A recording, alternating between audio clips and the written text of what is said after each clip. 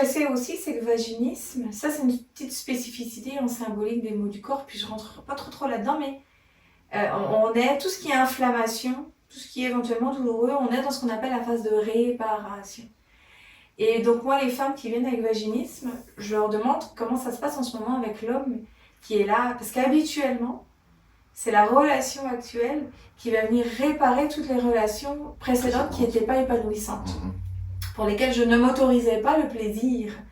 Je ne m'autorisais pas d'aller dans mon épanouissement sexuel.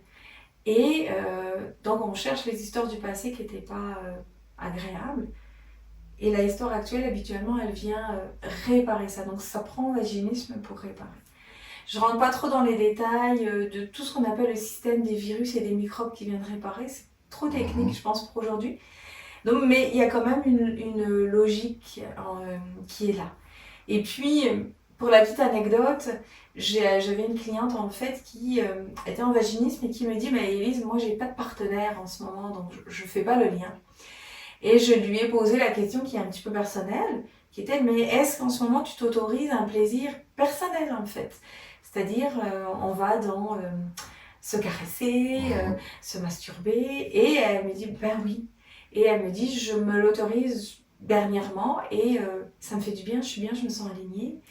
Alors je lui dis, bah, tu répares en fait, tu t'autorises cet espace. Elle est déjà sur une bonne voie, parce que bien souvent le vaginisme, même seul, il y a des difficultés.